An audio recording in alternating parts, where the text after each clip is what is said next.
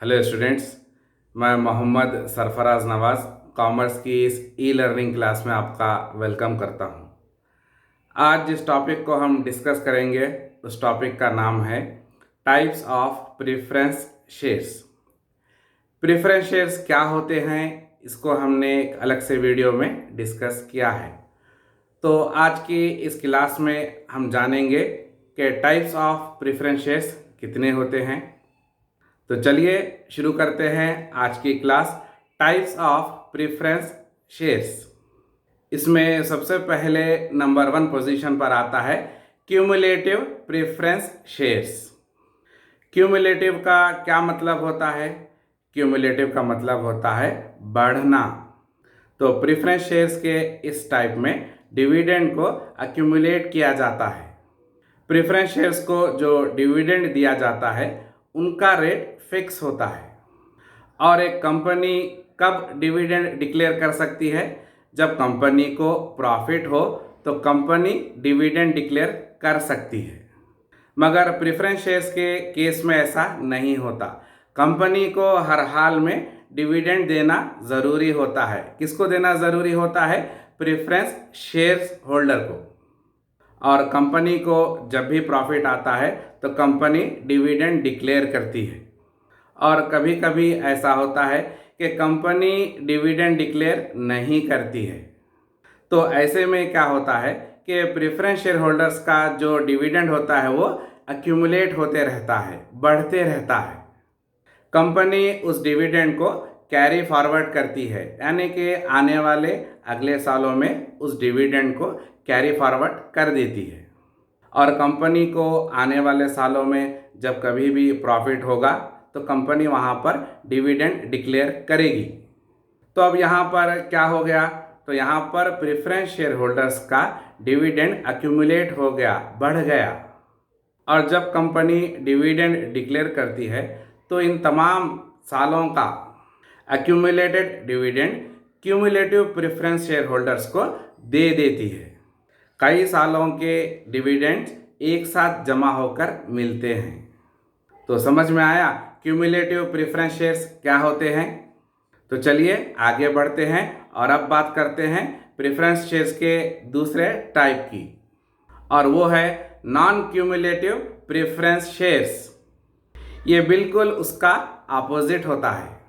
इस टाइप के preference shares में अनपेड डिविडेंड्स कैरी फॉरवर्ड नहीं किए जाते, तो इसलिए इनको नॉन क्यूमुलेटिव प्रेफरेंस शेयर्स कहा जाता है। और अब तीसरे नंबर पर है पार्टिसिपेटिंग प्रेफरेंस शेयर्स।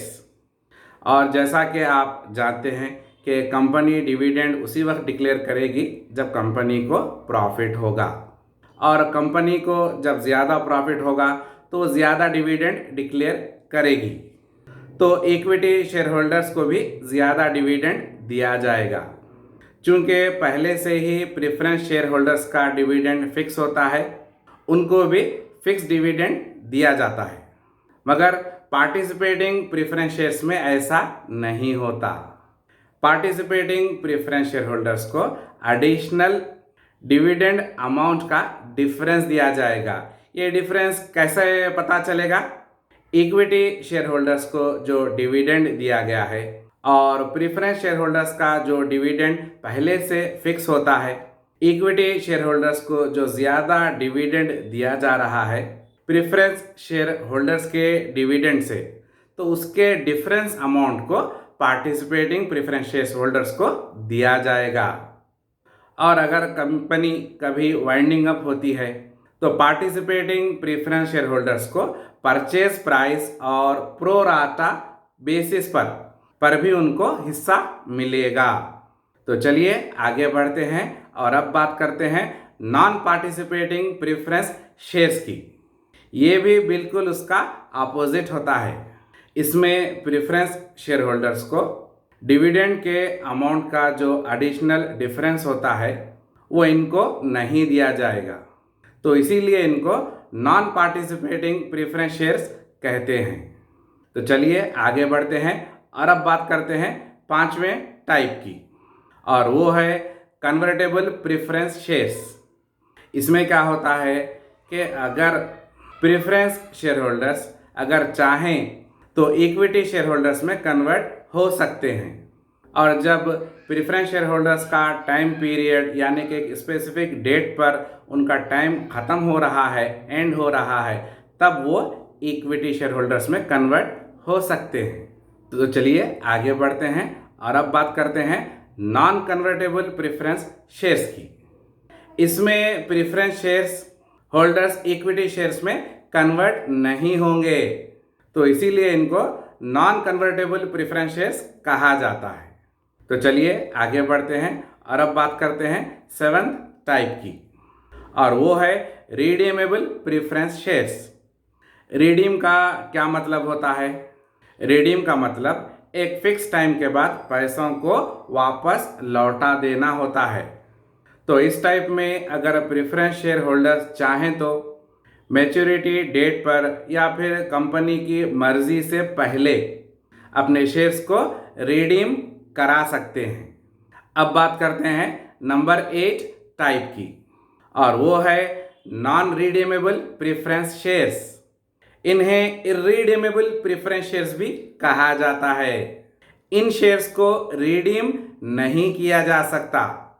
इंडिया में जो प्रेफरेंस शेयर होल्डर्स का जो ड्यूरेशन होता है, जो टाइम पीरियड होता है, वो 30 साल से ज़्यादा का नहीं हो सकता।